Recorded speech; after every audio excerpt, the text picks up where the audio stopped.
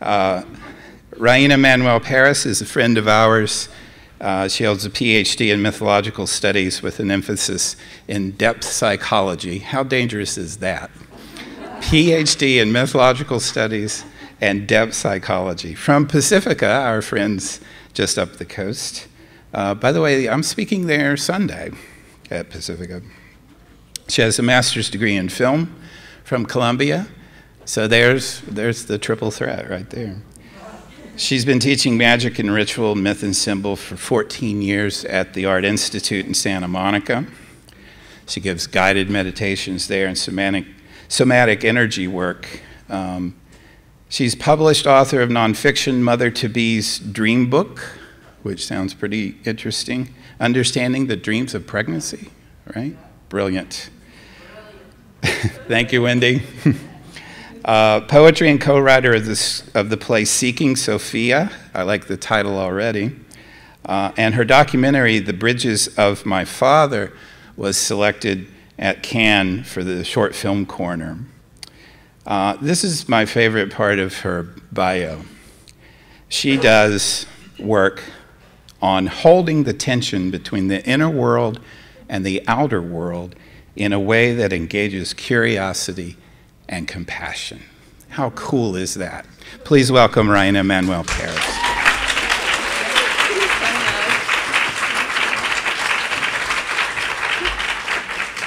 Thank you. I hope you still like me after this is done. All right. It's good to be back here, even if it takes me forever to get here. All right.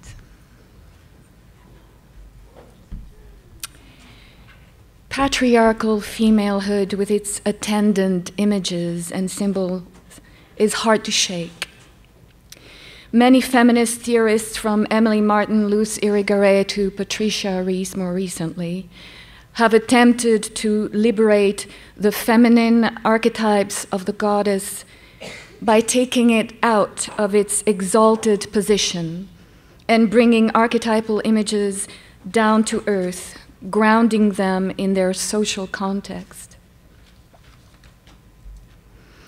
In her pivotal book, Goddesses in Every Woman, Jean Shinoda Bolen connected 7 Greek goddesses to the feminine psychological dimension of the psyche. You can see there, right? Artemis, she connects to the competitive woman with a sense of sisterhood. Athena, goddess of wisdom, who works well with men. Hestia, the goddess of the heart, serenity and warmth. Here, a goddess of marriage, right? The essential being finding and being with a husband. And here we are for the others.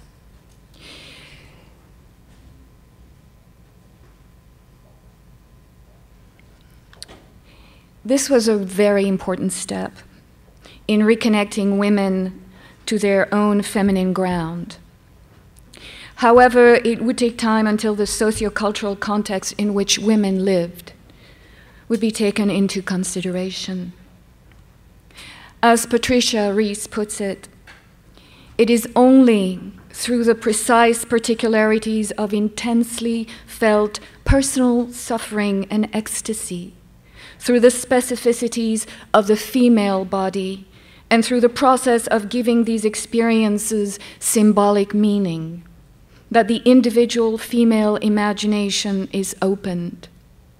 By valuing and attending to the ancient female images of the goddess, hearing their archetypal necessity, and finding analogical richness as it is revealed and expressed in our everyday lives, the goddesses and their mythologies can help us expand our image of female possibilities. What we know for sure is that the archetypes relating to the feminine dimension of the psyche have been elucidated primarily from the point of view of the patriarchal imagination and have been extremely reductionist for women. We have inherited our psychological legacies from Freud and Jung, the fathers of depth psychology, They have given us a way to enter the deep psyche, for which I am personally deeply grateful, but also left us to contend with oppressive theories of castration complexes, penis envy, inferior organs, negative animus possession, terrible mother complexes, and other confining and degrading notions about the development of feminine consciousness. These theories are presented as psychological truths, but have in fact served primarily to reflect and support the desired heterosexual socialization of women in a patriarchal culture. Marija Gimbuta's research and discovery of the goddess-centered religions paved the way for Riain Isolus, the Chalice and the Blade, Starhawk's Spiral Dance, her focus on the patriarchal pursuit of war and earth-based spirituality, Maureen Murdoch's Heroine's Journey, and so on. For 15 years, Marija was involved with excavations in southeastern Europe and the Mediterranean, which revealed the existence of a prehistoric goddess-oriented culture for at least 25,000 years. This peaceful civilization seemingly practiced complete equal rights between the sexes, socially, politically, and spiritually. The larger implication of the idea of an embodied sacred feminine that preceded patriarchy was not well received by male researchers and archaeologists. They respected Gimbuta's previous work on the Bronze Age. They didn't appreciate her understanding and connection to the symbolic and spiritual aspects of the feminine. Gimbutas grew up in Lithuania, where more than half the population was still pagan in the 20th century. Each day, she saw people kiss the earth in the morning and say prayers in the evening. She experienced the sacredness of water, animals, trees, all of which were considered to have healing power. She lived in a sacred landscape. In her interview, she always said that she was fated to make these pre-Indo-European discoveries. Her work drew from mythology, linguistics, ethnology, folklore, comparative religion, and historical documents. She worked in this feminine way of making connections and bringing together, which is very different from a more patriarchal approach of cutting away and pulling apart. In an address in 1992 at Interface in Sudbury, Massachusetts, Gimbuta said, "If you say anything about the ritual side of the culture, they will say you're cracked. I don't care if I'll be accepted or not accepted. I care only for the truth. What is the sense of being a scholar if you have to be afraid?" And I think she really meant afraid of speaking your truth, right? Having a voice, which is a huge thing from a feminine point of view. Maureen Murdoch, in a 2012 article, points out that Gimbutas felt it was important to move beyond the limits of scientific materialism alone and use all possible sources to understand the ancestors. Gimbutas actually did not use the term matriarchy, but rather matrilineal or matrilinearity, because unlike women in patriarchy, men were not suppressed. Men were very important in society in trade, architecture, shipbuilding, and crafts. There was no marriage. The mother had a consort, but no husband. And by the way, her first book was called Goddesses and Gods of Old Europe, but the publisher didn't want to publish it with that title. He insisted that they put gods first, and it took about 8 years and several printing before she was able to put her original title of Goddesses and Gods of Old Europe, but they got there. Gimbutas discovered thousands of small female sculptures of the so-called Venus of Willendorf. In fact, there was a ratio of 98% female figurines to the male ones. These small sculptures have generally been interpreted as sex objects made from a male point of view.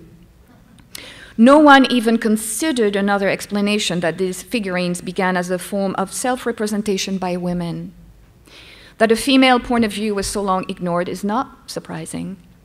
The stylistic deformation of the statuettes with a faceless or downturned head, thin arms that often disappear under the breasts, large abdomen, shortened legs, all these features were described as obese, lozenge-shaped figurines by male anthropologists and scientists, and they were assumed to be coming from a male gaze and invoking fertility and sexual rights. In their study toward a decolonizing of gender, female vision in the Upper Paleolithic, Catherine Hodge McCoy and Leroy McDermott show current photographs of women looking down at their own bodies, juxtaposed to the figurines, with amazing and undeniable correspondence between the two. Right? This is view of a woman, her own body, and she's 5 months pregnant. So when you juxtapose those two, you see, right? It becomes stunningly obvious that this is a case of something being looked at through the wrong angle, from the wrong place, through the veil of cultural and gender assumptions.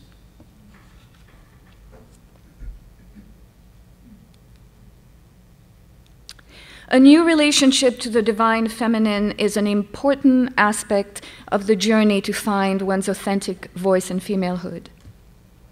This apprehension of the divine conflicts several archetypes which have to do with the instinctual nature of woman and the importance of facing the mother in her death-dealing aspect.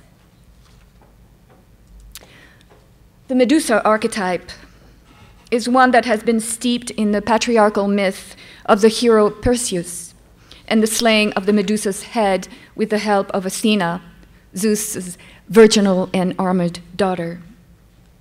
For men, it may be right to avoid the Medusa's stony stare, and the slaying of the bad mother is an important step for a man's ego toward autonomy. But for a woman, it's a different story. Medusa is a split-off aspect of the great goddess. She has become a shadow in the Jungian sense, one of those feared and rejected aspects of the psyche, and it needs to be redeemed so that woman may liberate her own frozen energies. There are other shadows as well, like the depth of depression and rage in the story of Inanna and her sister Ereshkigal, the madness brought on by Kali, and even the shadow of Artemis, who can kill the one who trespasses uninvited, like Actaeon, the hunter, who comes upon his essential fate when he's turned into a stag by the goddess for spying on her nakedness, and ripped apart by his own dogs. To face the Medusa is to face the prisoner of the depth, the rage of not being able to speak our truth, acknowledge our creativity, our freedom of expression, our aliveness. It is terrible and terrifying. The demonic goddesses, as Rees calls them, in their horrific and fearful aspects, have been developed as a result of their confrontation with Indo-European patriarchal invaders of goddess-worshipping cultures. Rees also tells us that even Indo-European goddesses like Artemis, Aphrodite, Athena, Demeter, and many other Celtic and Indian and even Roman goddesses grew out of a particular syncretism formed from the pre-patriarchal goddess-worshipping cultures of old Europe and the sky god mythologies imposed upon them by later invaders. Goddesses reach us through affliction, through pathology, through the suffering of the soul and attendant symptoms of the body. Greek goddesses in particular exhibit such divine infirmitas, a wounded or suffering aspect as Hillman defines it. I think it's in Blue Fire. This is a painting by Frida Kahlo, by the way. These suffering aspects are reflected in the suffering of contemporary women, such as depression, sexual abuse or dysfunction, eating disorders. These wounded places in women have a mythopoetic and spiritual perspective, which you can see in the profound resonance between the wounds of woman and the wounds of the goddess. When a woman journeys inward to retrieve her frozen creativity, she's facing Medusa. When women cry out about what is being done to the planet, they are acting like priestesses of Gaia. When a woman descends into her own underworld to redeem an essential aspect of herself, she is the ancient Sumerian goddess Inanna, confronting the rage of her sister Ereshkigal,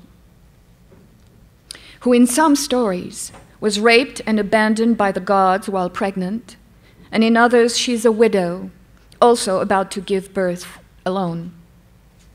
Inanna, the beautiful goddess of war and love and wisdom, is sacrificed. She goes down to visit her sister, and she's sacrificed by her sister and left to rot on a peg, until her friend Ninshubur comes to Inanna's rescue, and with the help of two tiny little creatures, the Kurkura and the Galator, bring the water of life and the food of life to return Inanna to her glory.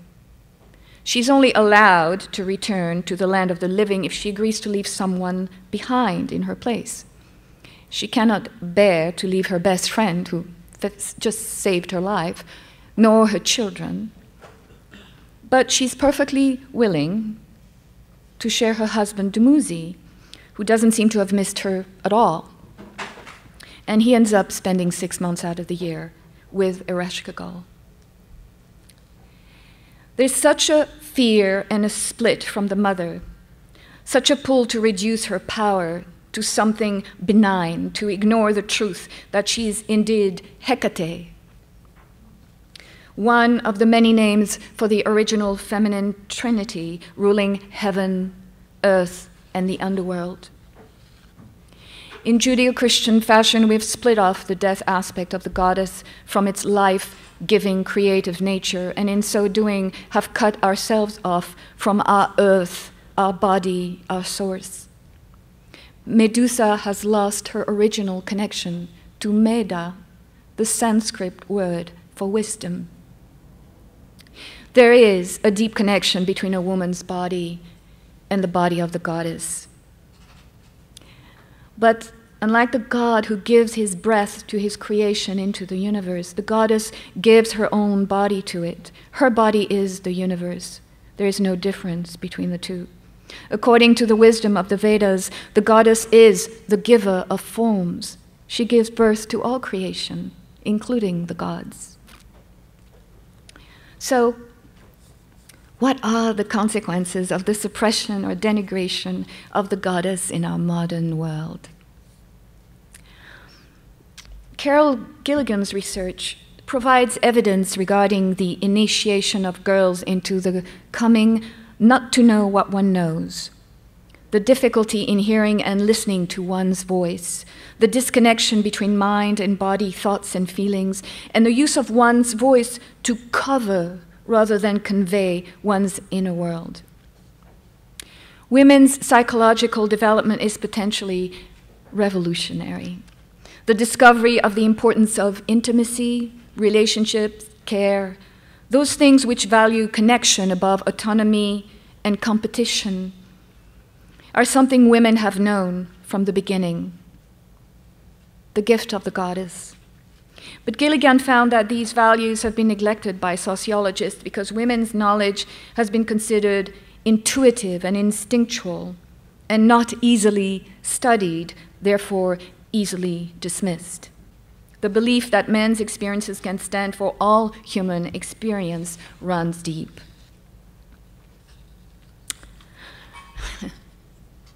I'm going to have a little fun here. The suppression of the goddess leads to all sorts of interesting things in our society. You get men like Walter Block and Larry Summers. Nothing special about them. They both held economics chair, one at Loyola Marymount and the other at Harvard. In a lecture in 2016, Bloch explained that women get paid a lot less than men and bump into a glass ceiling because their IQ is simply average. Women are much less likely to wind up in prison or homeless on the streets, but they're also much less likely to win a Nobel Prize, except for woosy stuff like poetry. And it is a blessing that women are so average, because that means they're capable of handling responsibilities of motherhood and ensure the success of Homo sapiens. Lawrence Summers, that's the guy on the left. Walter Bloch is the guy on the right. Lawrence Summers said at an international economics conference that the chief reason why males outperform females at math and science was because of innate differences. Again, women's IQ is just average. This man later became the president of Harvard University. And during his tenure as president of Harvard, Summers was directly accused and found guilty of conspiracy to defraud the US government and the country of Russia, with a fellow professor, Andre Schleifer, who still teaches at Harvard. It cost Harvard University probably about $26 million, give or take. So what happened to Summers after all that? He went on, well, he actually also admitted to not understanding conflict of interest issues regarding this little folly of his. And what happened afterwards, he actually became the chief economist at the World Bank. And wait for it. And after that, he became US Treasury Secretary of not one, but two administrations. Yes, amazing, right? My hope is that the movement of women to reconnect to the feminine principle of life, to find their authentic voice in the world, will have a profound impact on what values dominate our society.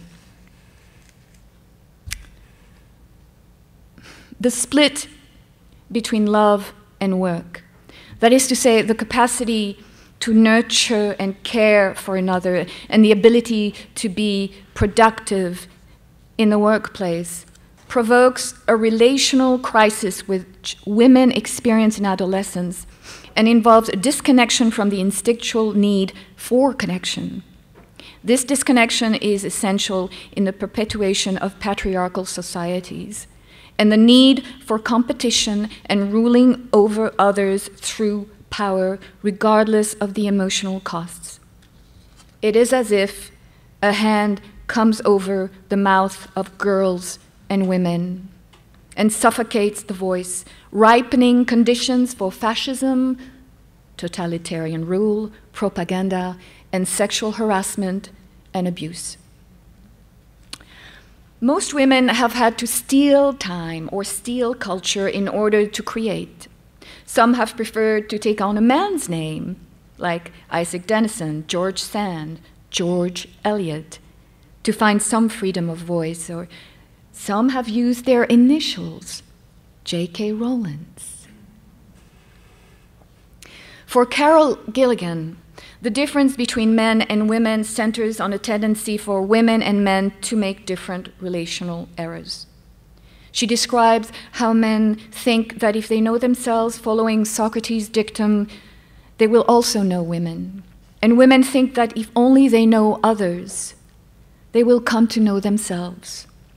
Thus, men and women tacitly collude in not voicing women's experiences and build relationships around a silence that is maintained by men not knowing their disconnection from women and women not knowing their dissociation from themselves. This is why it can take years for a woman to find her voice and find the courage to speak up in the face of abuse, sexual or otherwise.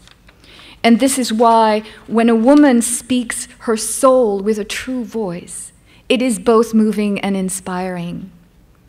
This is why from Sappho to Audre Lorde, poetry is a political event. And as Trinh Minh puts it, the story as a cure and a protection is at once musical, historical, political, ethical, educational, magical, and spiritual.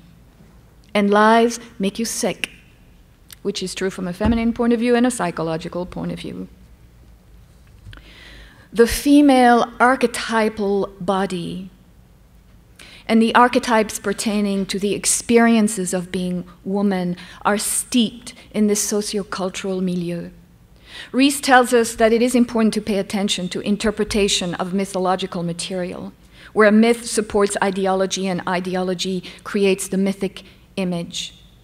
The female archetypal body allows us to participate through our own body to the historical, cultural, spiritual, and biological female body. As women, we all have a connection to the body of the goddess. Unfortunately, women have often become a prisoner of their anatomy, their biology, whether through misinterpretations, misrepresentations, misjudgments, our own or those of others. Women have even felt the need to transcend their own femaleness sometimes, seeing their bodies as a liability. Women are subjected to constant cultural imagery and language that consistently define the feminine body. There seems to be very little self-definition outside our sociocultural milieu and imagery. Even the medical and scientific views of female bodily processes define us. Just being born female in our culture imprints strong messages onto us at a body level. What are the scars encoded in a woman's body from the time of being in the womb to the trauma of birth and in early infant traumas, to incest, sexual and physical abuse, to the mutilated body of cesareans, needed or not, the mutilated body of mastectomies and hysterectomies, needed or not? As Rees points out, these traumas create fault lines, cracks in our personal psyches. But that is also where the light can come through. The scars of mastectomy and hysterectomy, which, by the way, was equated with removing the madness of women by removing their uterus in the 19th century. These are sacred wounds that society would prefer to hide and hide from, that we cannot bear to touch. James Hillman, refers to these surgeries on the bodies of women as acts of terrorism, the kind doctors performed on women in concentration camps. Few women, except for artists, writers like Adrienne Rich and Dina Metzger or sculptor Nancy Fried, have been able to confront these realities of the wounded female body in a mythopoetic way, giving the tragic, mutilated body its archetypal dimension. Metzger had a tree tattooed where her breast once lived. Fried sculpted an in-your-face torso of a woman with one breast. The piece is called Hanging Out. Like many women from places as far away as Afghanistan,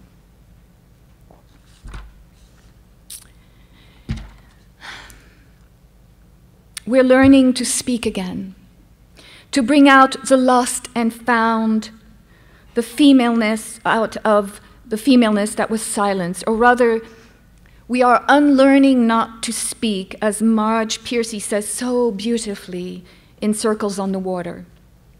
She must learn again to speak, starting with I, starting with we, starting as the infant does, with her own true hunger and pleasure and rage.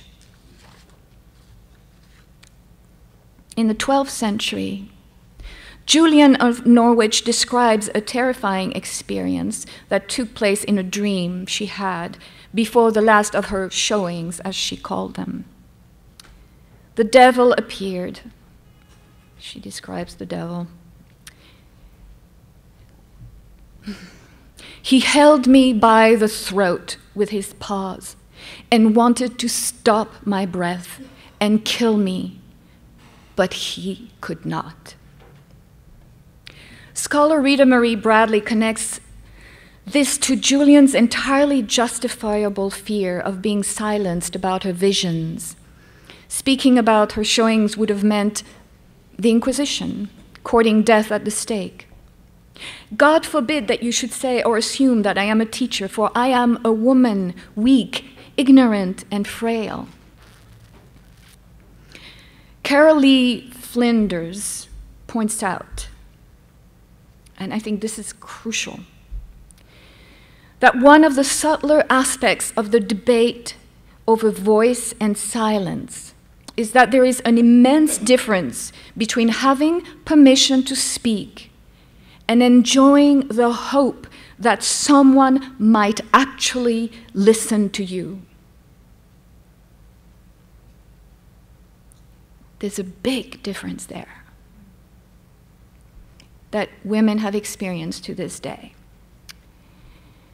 And I'll talk about it a little bit later, you'll see. And I believe this is why so many women artists and poets commit suicide. Why keep trying if no one listens, no one sees you or hears you? And actually, most of them die by hanging themselves, the ultimate testimony to not having a voice. As Adrienne Rich puts it, I have come to believe that female biology, the diffuse, intense sensuality radiating from clitoris, breasts, uterus, vagina, the lunar cycles of menstruation, the gestation and fruition of life which can take place in the female body, has far more radical implications than we have yet come to appreciate. The feminine principle lives or is suppressed in both men and women. I already mentioned in my last lecture, Marion Woodman. She explains that the feminine is presence, it is relatedness, and a heart that can open so that when you meet another person, you actually are seeing that person's authentic self. Again, what meaning does human life have if nobody has ever truly seen you? In a conversation about their truth as women writers, Jean Shinoda Bolen, Alice Walker, and Isabel Allende all agreed that in order to stop betraying themselves, they must be willing to betray the old secrets. In Clarissa Pinkola Estes' Women Who Run with the Wolves, one of the essential themes that recurs in many of the stories is the acute betrayal of the young feminine. And it's almost always by the father. She goes on to point out that this betrayal is so powerful because the father, who symbolizes the function of the psyche that is supposed to guide us in the outer world, is in fact ignorant about how the outer world and the inner world work in tandem.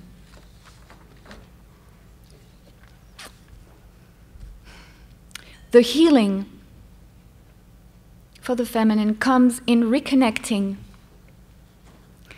with what both Estes and Annis Pratt call the wild woman archetype. That's Annis.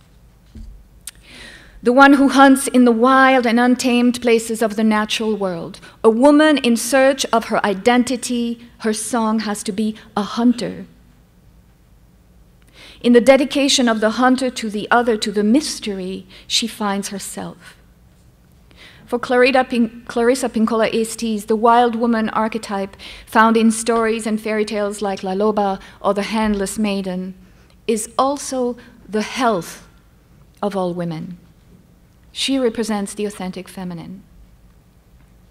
According to Annis Pratt, the wild woman was both a witch and a poet.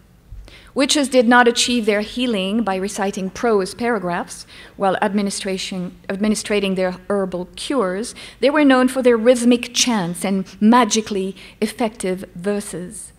After all, Hecate was considered the archetypal mother of all witches. There is an intrinsic fear of women who are powerful, independent of male authority, and gifted in the arts. Arts of healing, arts of poetry, doesn't matter. At the core lies the fear of the goddess, life-giving power, creator and destructor. This is why Sappho's poetry was so relentlessly destroyed. In it, in its personal address to the goddess Aphrodite, lived the power of incantation and creation. Now women are returning from afar, from always, from without, from within, from everywhere they have not been. It is not surprising that the ecological and cultural issues in the world today are also mirrors for the issues women have awakened to in recent years. To be connected to the goddess is to be connected to the earth, to the world. Hillman tells us that we live in a zeitgeist of threat, in a soul state and political state of paranoia. Threat of catastrophe justifies the measures taken against threat, thereby making the menace ever more literal. The vicious circle of paranoid psychology is the present political reality. To this profound lack of imagination, I would add that the current state of paranoia and end-of-time illusions in our cultural conversation are the result of a terrible lack of connection to the feminine ground of reality, where we can encounter both anima mundi, the soul of the world, and corpus mundi, the body of the world. But when the feminine song is revitalized by the untamed energies of Artemis, Aphrodite, and Medusa, when they have been faced and acknowledged, then it can proceed in a dynamic and powerful way. It is a song of fierce love, and it liberates from the need to dominate and control because it recognizes its participation in life. From the ancient oracle of Delphi to Joan of Arc, from Rachel Carson to Vandana Shiva and others, women have spoken out powerfully against greed and the abuses of the patriarchal order, urging people to come back to their senses and listen to the wisdom of the earth, which first emerged from the depths at Delphi so long ago. These women's voices illuminate the power of the feminine principle in the world today, its essential role in bringing back a sense of balance into it. And just as Artemis is not only a soothing and gentle goddess, a woman's voice in the world is not merely a gentle or soothing voice. It is also the voice of a warrior. Like Meena of Rawa. Rawa stands for Revolutionary Association of Women of Afghanistan. Yes, there is such a thing. That's Meena on the left. My ruined and burnt villages fill me with hatred against the enemy. Oh, no longer regard me weak and incapable. My voice has mingled with thousands of arisen women. My fists are clenched with fists of thousands. To break all these sufferings, all these fetters of slavery, I am the woman who has awoken. I've found my path and will never return. That's Meena. And next to her you have Malala Yousufzai. And the goddess lives in her too. Right? At 14 years old, she was shot in her head and throat by the Taliban for speaking about the importance of girls' education. But today she's alive and well. I think she's studying at Oxford. And oh yeah, she got one of those wussy Nobel Prizes for peace. Right? At the age of 23, Zainab Salbi founded Women for Women. I suppose you know which one it is, right?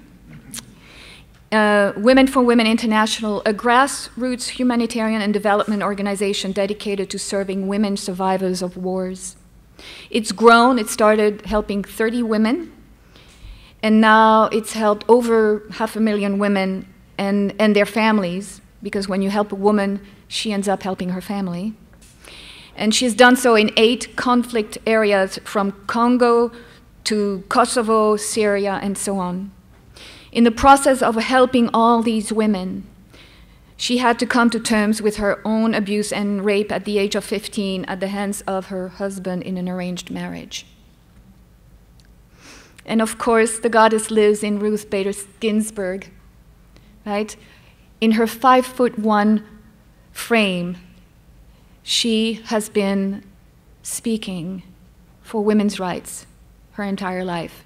And to say something about her husband, too, because he was comfortable enough and confident enough in himself to support her and not be in competition with her.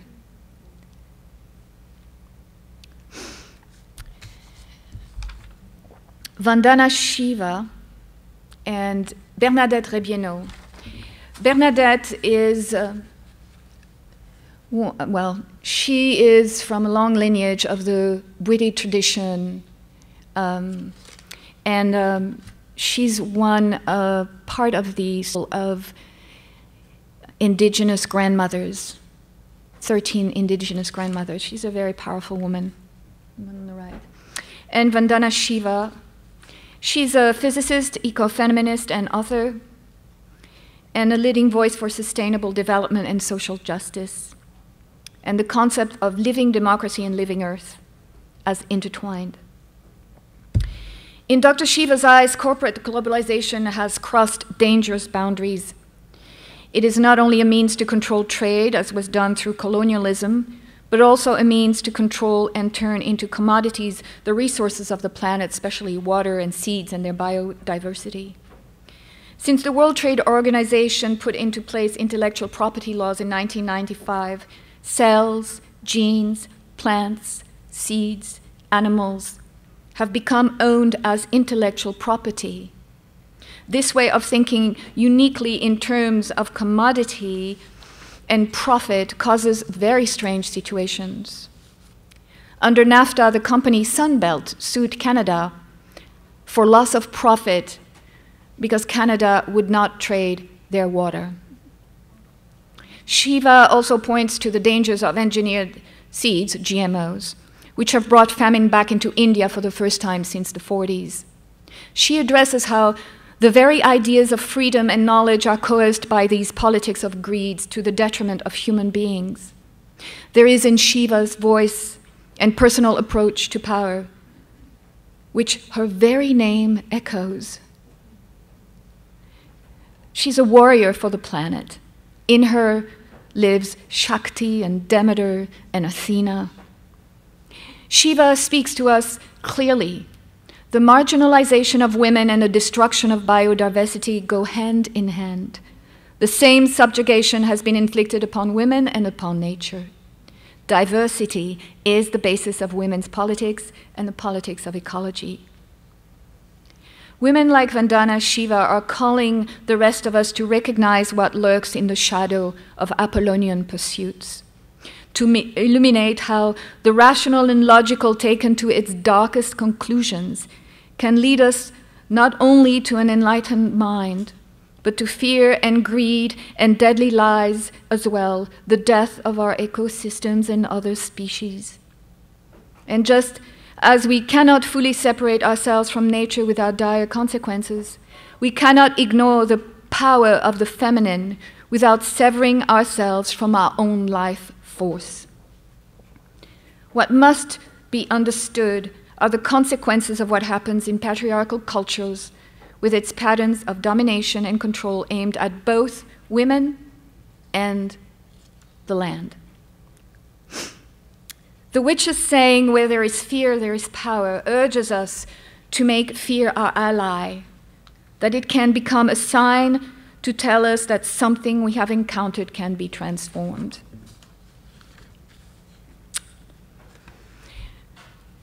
Because the disconnect from the feminine archetypes and values affect both men and women, Woman has allowed man to write her story for her for centuries. Woman, excuse me. When we do this as women, when we relinquish our stories, we relinquish our voices, our vision of the world, our dreams. Of course, it's not easy to speak up. For centuries, women have been led to believe that they were responsible for being raped. It is understandable that to this day, it is often difficult for them to denounce the attacker. Back in the 1970s, in San Francisco, a gunpoint rapist was acquitted because his unmarried victim admitted to having a lover. And up until 1978, in Italy, a rapist could go unpunished if his victim agreed to marry him. From the Inquisition's torturers who usually raped their victims first, to Victorian doctors who attacked female genitalia with leeches, many kinds of rape can be traced to what has been called the virulent woman hatred in fundamentalist religions. But in reconnecting with our lineage, with the wisdom of Sophia, with Medea, and the grief of Ereshkigal and her rage, and the fierce wildness of Artemis and the erotic power of Aphrodite, we reach into infinite resources and authentic power. We can reclaim the witch and the warrior, as well as the nurturer and the giver. We can let our authentic nature ring out into the air like a bell, calling the world to a new prayer, a prayer that pays attention to the smallest creature of earth, as well as the grandest dreams of humankind.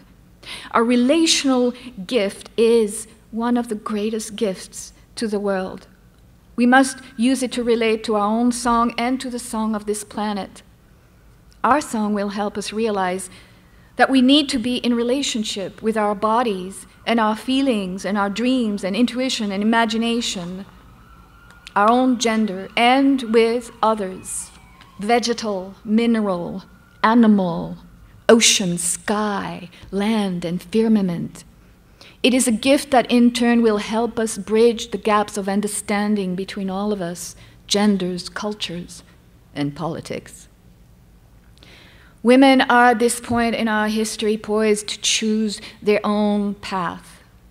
Our society has taught us over and over again to make agreements not to see, not to hear, not to know.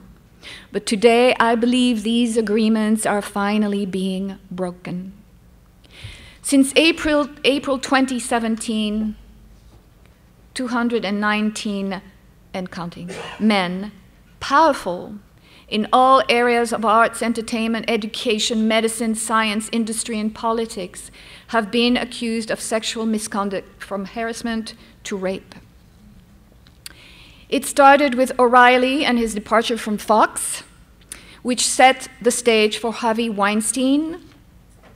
Rose McGowan was the first to speak up, which helped raise awareness around the Me Too movement and the reckoning of sexual harassment from Hollywood to Washington, from former Attorney General Eric Schneiderman to former President George H.W. Bush, and yes, our current President, Trump.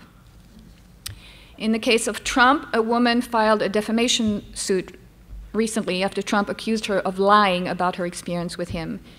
And her lawyers subpoenaed all Trump campaign documents relating to any women alleging that Trump has done something inappropriate. And of course, I'm sure most of you know the infamous Access Hollywood tape in which Trump conveniently outlines what sexual harassment is like and how powerful white men get away with it. I hear the voice of the goddess rising, and she lives in eros-filled words and actions and all these women I've been talking about. And she lives in the girls like Ali Reisman and Maddie Larson, who spoke up against Larry Nassar, the former physician of the Girls USA Gymnastics team. In this case, more than 265 women and girls reported that he sexually assaulted or abused them. Basically the whole USAG National Olympic team. Jamie Dancher, Maddie Larson, Jeanette Antolin, Michaela Maroney, Maggie Nichols, Gabby Douglas, Simone Biles, Jordan Weber, Sabrina Vega. It was announced in May of this year that they will be receiving the Arthur Ashe Medal of Courage. And Nasser has been sentenced to up to 175 years in prison, in addition to a previous 60-year sentence for child pornography. Michigan State, where he was a faculty member, has had to pay out about $500 million to the survivors. Here's what Ali says. It's a little piece of it, which relates to what I was talking about before. So Larry's abuse started 30 years ago, and many women came forward. And adult after adult, many in positions of authority, protected the monster, telling each survivor it was okay that Larry was not abusing them. This is what she says. It sickens me to know that for years and years, so many put an institution, an organization, medals, money, prestige, reputation above the safety and welfare of young, innocent girls.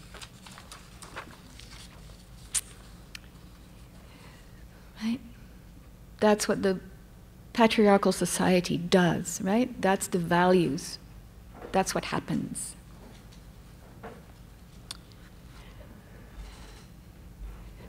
I'll come back to Severin Suzuki, but she was 9 years old when she started ECHO, which is an environmental children organization with 4 of her girlfriends. And she spoke at the UN back in 1995. Pretty amazing girl. The goddess lives in the little girls who stepped into white schools claiming their place there. Professor Rachel Devlin speaks about these girls in her new book, A Girl Stands at the Door. Before Brown versus the Board of Education, some dozen lawsuits were filed on behalf of young black women attempting to enroll in all-white schools, and also afterwards.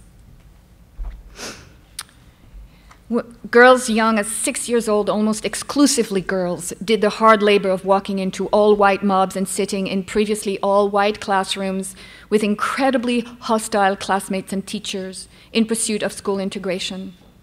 These girls knew how to stand their ground. They were good at combining all these different forms of bravery. They could be stubborn and tough and also project this social openness. And they had this incredible sense of self-possession. Tessie Prevost-Williams, Leona Tate, and Gail Etienne received the worst violence that Devlin records in the book because they were so young and so little. People would punch them and trip them and spit on them and spit in their food. They said they could hardly go to the bathroom because that was the most unsafe space. It was war inside the school. Tessie, Leona, and Gail all said it was a living hell, but they never told their parents the worst of it. The resilience that these young girls had is hard to imagine. They sensed from a very early age the weight and enormity of what they were doing. They came to understand the notion of sacrifice for social justice. The stamina that it took to survive was fed and reinforced by the magnitude of what they were accomplishing.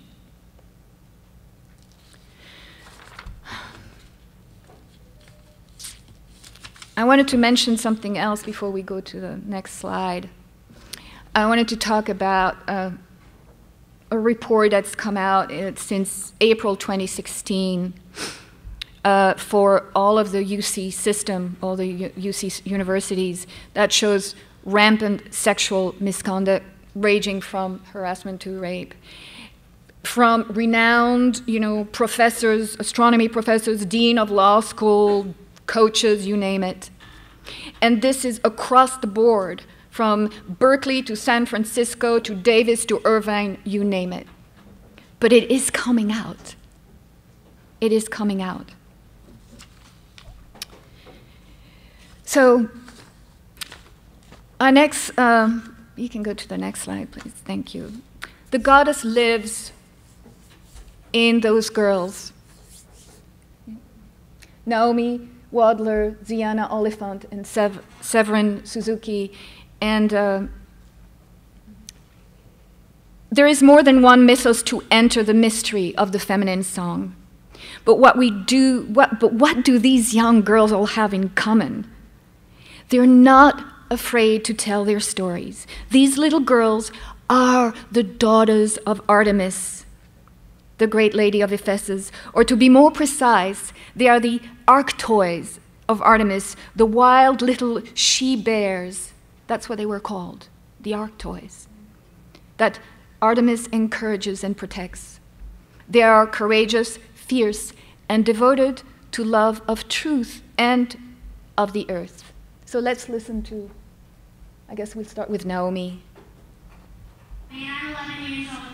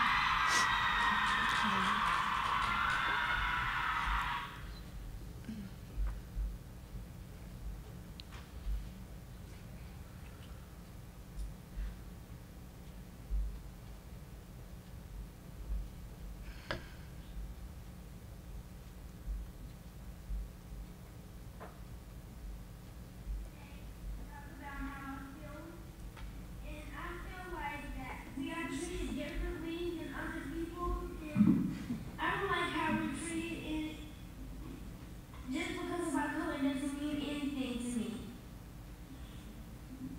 I believe that you're doing great. You're doing a great job.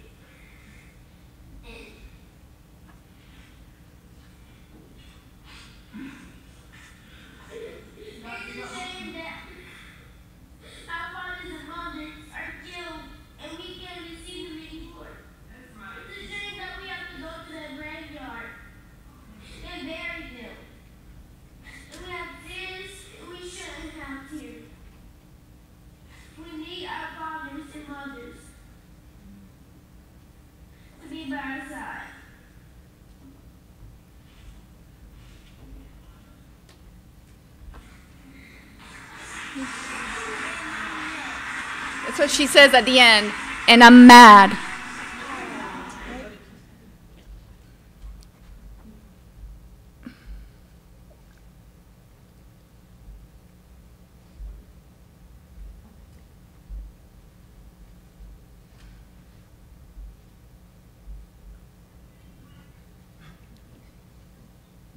Thank you.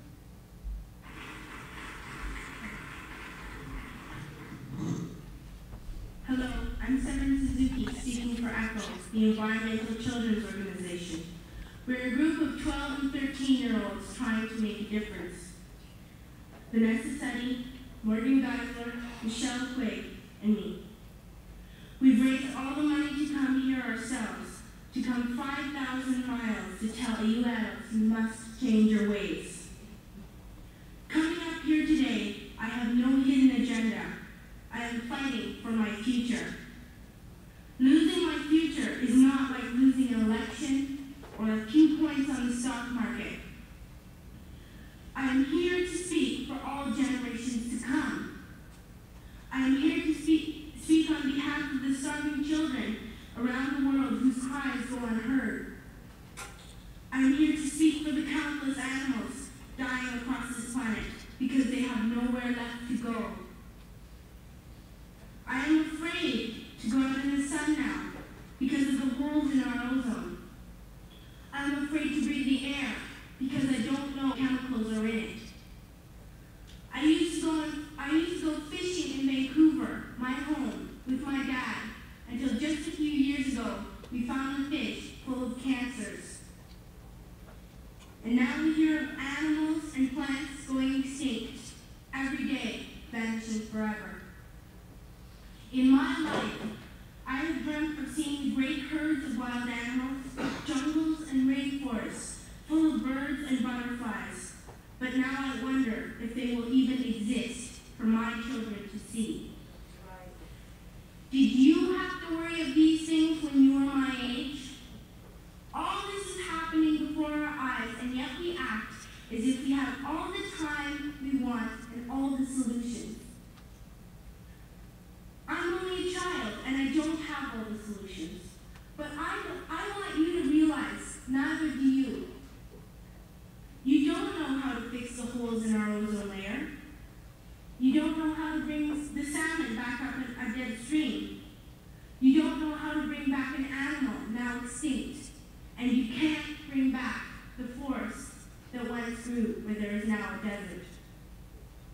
If you don't know how to fix it, please stop breaking it. Here, you may be delegates of your governments, business people, organizers, reporters, or politicians, but really, your mothers fathers, sisters and brothers, aunts and uncles, and all of you are someone's child.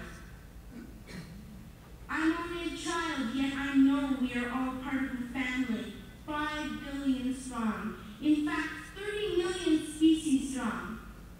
And borders and governments will never change that. I'm only a child, yet I know we are all in this together and should act as one single world towards one single goal. In my anger, I am not blind, and in my fear, I am not afraid of telling the world how I feel. In my country, we make so much waste. We buy and throw away, buy and throw away, buy and throw away, and yet northern countries will not share with the needy. Even when we have more than enough, we are afraid to share. We are afraid to let go of some of our wealth. In Canada, we live the privileged life, with plenty of food, water, and shelter. We have watches, bicycles, computers, and television sets. The list could go on for 2 days. 2 days ago, here in Brazil, we were shocked when we spent time with some children living on the streets. This is what one child told us. I wish I was rich. And if I were, I would give all the street children food, clothes, medicines, shelter, and love and affection. If a child on the streets who has nothing is willing to share, why are we who have everything still so greedy? I can't stop thinking that these are children my own age, that it makes a tremendous difference where you are born. That I could be one of those children living in the favelas of Rio. I could be a child struggling in Somalia, or a victim of war in the Middle East, or a beggar in India. I am only a child, yet I know if all the money spent on war was spent on finding environmental answers, ending poverty, and finding treaties, what a wonderful place this earth would be. At school, even in kindergarten, you teach us how to behave in the world. You teach us to not fight with others, to work things out, to respect others, to clean up our mess, not to hurt other creatures, to share, not be greedy. Then why do you go out and do the things you tell us not to do? That's right. Do not forget why you are attending these conferences, who you're doing this for. We are listening to you are deciding what kind of world we are growing up in. Parents should be able to comfort their children by saying, everything's going to be all right. It's not the end of the world, and we're doing the best we can. But I don't think you can say that to us anymore. Are we even on your list of priorities? My dad always says, you are what you do, not what you say. Well, what you do makes me cry at night. You grown-ups say you love us, but I challenge you, please, make your actions reflect your words. Thank you. Nice. The Daughters of Artemis, right? Okay. So I want to, okay, thanks. I want to end this with a little bit more woosy stuff. This is a poem. And it's called God is a Black Woman Writer. God is a black woman writer. Her name is Maya, Tony, and Angela. God is a black woman writer, Alice Walker, sister, outsider. God is a wild woman writer. Oh, oh, oh, what a numinous power. God is a wild woman writer, 'cause pale and male is not forever. And you got to know Mirabai and Sylvia, and you got to know Emily and Juna, and you got to say yes and hallelujah. and yes and hallelujah. And God is a wild dancer, a winter night shapeshifter, a newborn cosmic dreamer because your mother needs a prayer.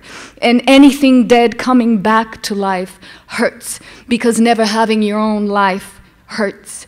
And you got to love your flesh, you got to love your flesh, and you got to love your hands because they won't. You know they won't. They would rather cut off your hands and tear out your heart if they can and sew up your lips. Yes, sew up your lips and keep you silent. Keep you silent, but you were not born to be a slave. No, no, no. Not a slave to history or family or bigotry or patriarchy. No, no. You were not born to be a slave, and you have to say yes and hallelujah. And the way forward is with a broken heart, all the way down to the wet ground of the heart, because it's all about love. It's always been about love. Your inside eyes you must trust before it all turns to dust. They show you a new vision, your genius heart life mission, dancing like a maenad and praying like a nomad and gathering all the storms because you never had a home. And there is no time to rewind the trap of your embattled mind because it's never been about making sense. Never. It's always been about making self. Oh, yes. And God is a wild woman writer, and your broken, broken heart is the healer. And you got to say yes and hallelujah. Thank you.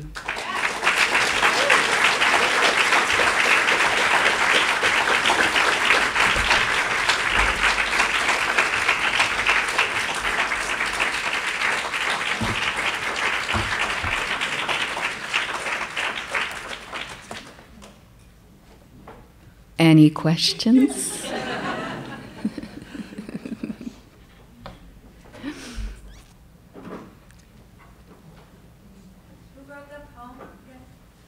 Oh, this last poem? That's mine.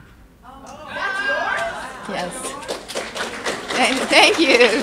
Thank you.